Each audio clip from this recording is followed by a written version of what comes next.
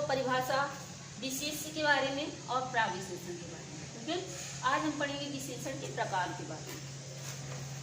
देखो विशेषण के प्रकार, विशेषण के प्रकार।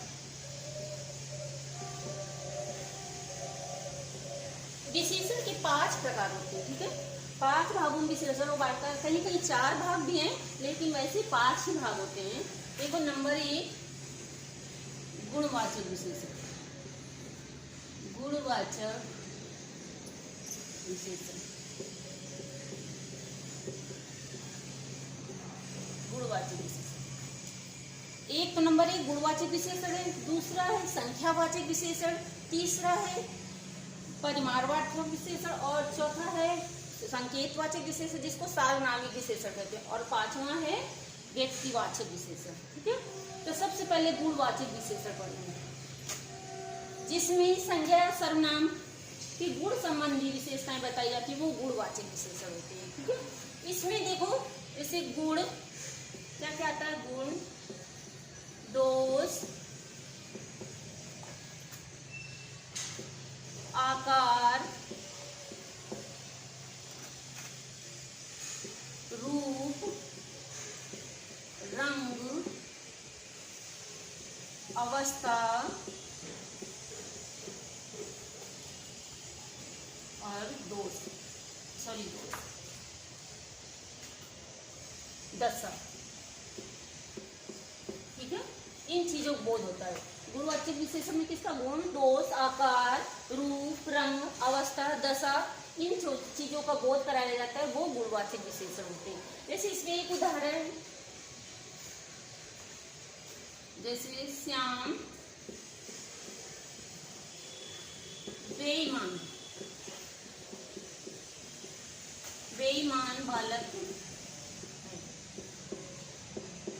अब देखो इसमें उदाहरण दिया, श्याम बेईमान बालक है।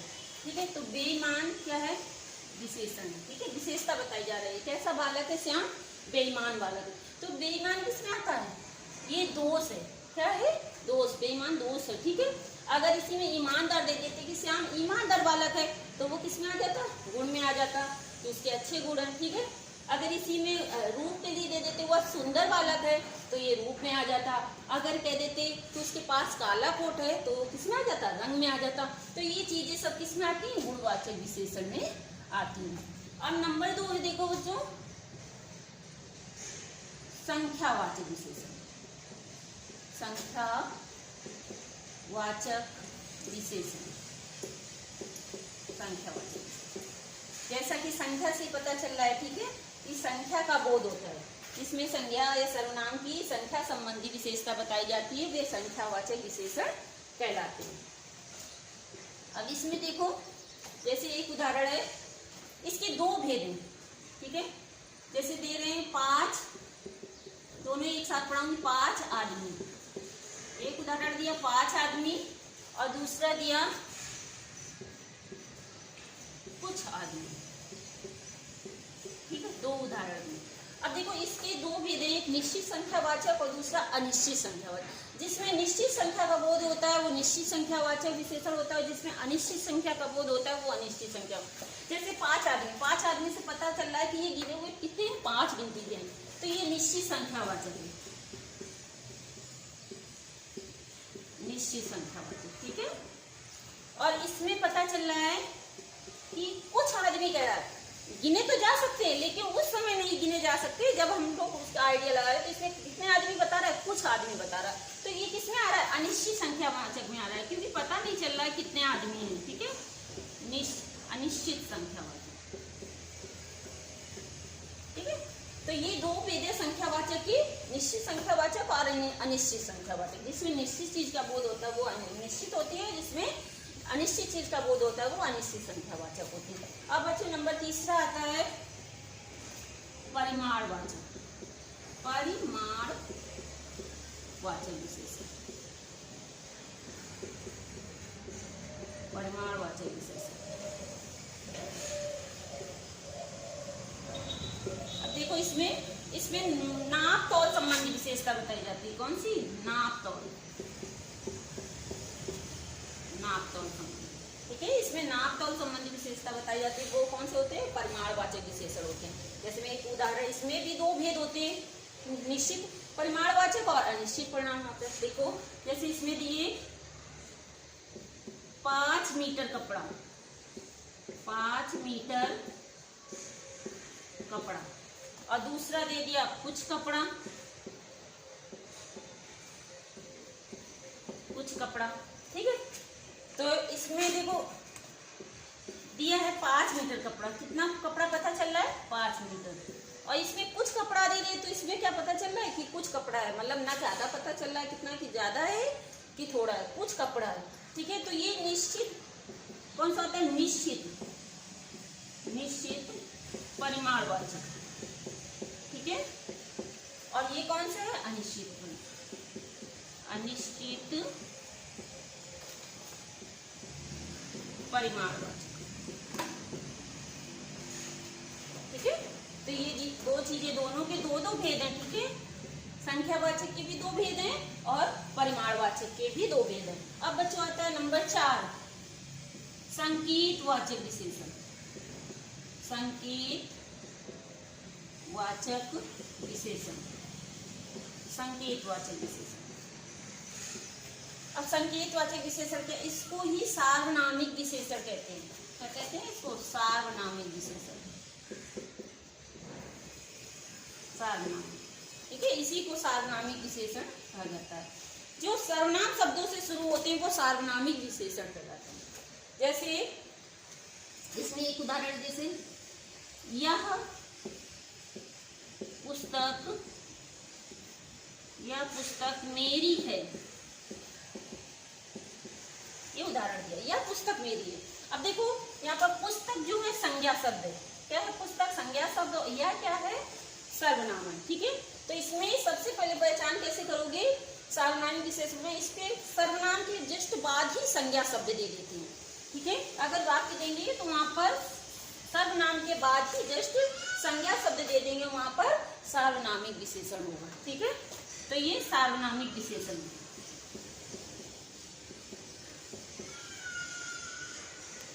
सर्वनाम, ठीक है। अब नंबर 5 आते हैं। नंबर 5 है व्यक्तिवाचक विशेषण, व्यक्तिवाचक विशेषण। अब व्यक्तिवाचक विशेषण क्या होता है? जो व्यक्तिवाचक संज्ञाओं से बने होते हैं शब्द, वे व्यक्तिवाचक विशेषण कहलाते हैं। जो व्यक्तिवाचक संज्ञाओं से बने शब्द कह दो या वाक्य होते हैं वो व्यक्तिवाचक विशेषण है। जैसे दिया इसमें भारतीय लोग, भारतीय लोग। अब देखो भारत, भारत शब्द क्या है? संज्ञा, व्यक्तिवाचक संज्ञा है, क्योंकि भारत इसमें दिया है, भारत से ही भारतीय बन गया, ठीक है। और लोग संज्ञा है तो भारतीय लोग हो गए। जैसे इसी में कह दो राजस्थान, राजस्थान क्या है? व्यक्तिवाचक संज्ञा है, इसी से क्या बन जाता है? राजस्थानी शब्द बन जाता है, ठीक है। जैसे जापान,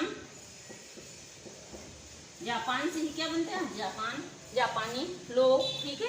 तो ये क्या है? व्यक्तिवाचक संज्ञाओं से बने होते हैं, ठीक है, वो व्यक्तिवाचक विशेषण कहलाते हैं। विशेषण की अवस्था। अब देखो बच्चों, विशेषण की अवस्थाओं के बारे में पढ़ते हैं। इनको इंग्लिश में क्या कहते हैं? डिग्री कहते हैं। डिग्री पढ़ते हैं ना, वही है विशेषण की अवस्था। तो विशेषण की 3 अवस्थाएं होती हैं। विशेषण की 3 अवस्थाएं होती हैं। 3 अवस्थाएं होती हैं। कौन? पहले देखो सबसे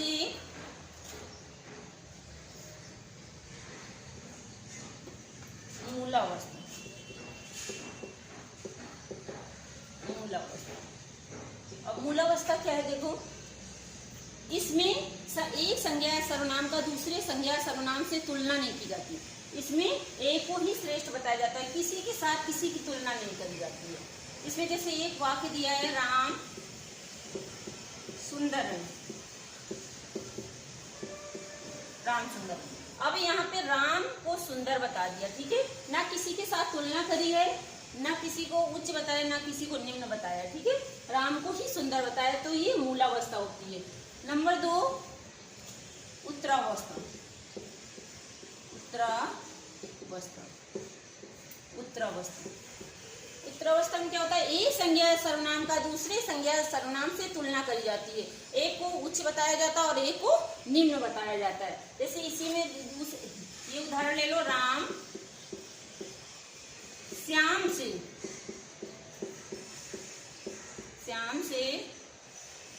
ज्यादा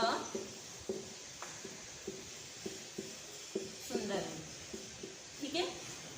उसमें क्या किया था, मूलावस्था में राम को सुंदर बताया था, इसमें राम श्याम से ज्यादा सुंदर है। राम को किससे ज्यादा सुंदर बता रहे हैं, श्याम से ज्यादा सुंदर बता रहे हैं, तो यहाँ राम से श्याम की तुलना करी जा रही है, ठीक है। तो एक संज्ञा संज्ञा का दूसरी संज्ञा से तुलना की जाती है, वो उत्तरावस्था होती है। नंबर 3 उत्तमावस्था।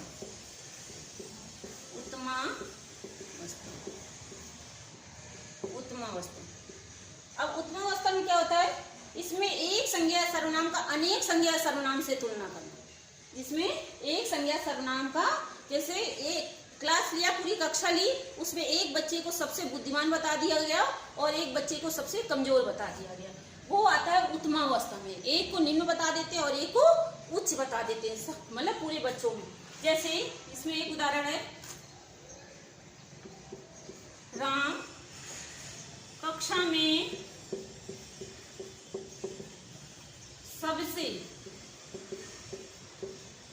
सबसे बुद्धिमान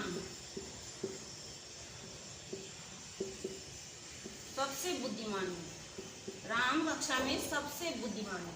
इसमें राम कहाँ तुलना करी गई, पूरी कक्षा से तुलना करी गई उसकी, ठीक है। पूरी कक्षा से क्या तुलना, राम कक्षा में सबसे बुद्धिमान लड़का, सबसे बुद्धिमान बताया है। या इसी में वाक्य दे देते हैं, राम कक्षा में सबसे कमजोर लड़का है, ठीक है। तो एक को इसमें निम्न बता देते हैं और एक को उच्च बता देते हैं। इसमें पूरी मतलब पूरी संज्ञा सर्वनाम से तुलना कर दी जाती है। तो 3 अवस्थाएं होती हैं। इसी में जैसे देते हैं, जैसे उच्च शब्द दिया, तो उच्च जो है वो आ जाएगा मूलावस्था में,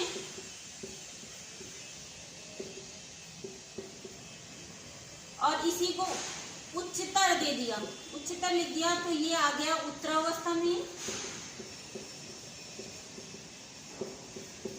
और इसी में अगर उच्चतम कर दिया, उच्चतम, तो ये आ गया उत्तमावस्था में। तो 3 अवस्थाएं होती है, मूलावस्था जिसमें उच्च लिखते हैं, उत्तरावस्था उच्चतर, और उत्तमावस्था होता है उच्चतम, सबसे श्रेष्ठ, ठीक है। तो ये 3 अवस्थाएं होती है विशेषण की। मूलावस्था जिसमें एक संज्ञा सर्वनाम की तुलना किसी से नहीं की जाती, और दूसरी उत्तरावस्था जिसमें एक संज्ञा सर्वनाम की दूसरे संज्ञा सर्वनाम से तुलना की जाती है, और तीसरी होती है उत्तमावस्था जिसमें एक संज्ञा सर्वनाम की अनेक संज्ञा सर्वनामों से तुलना करके एक उच्च बता दिया जाता है और दूसरे को निम्न बता दिया जाता है।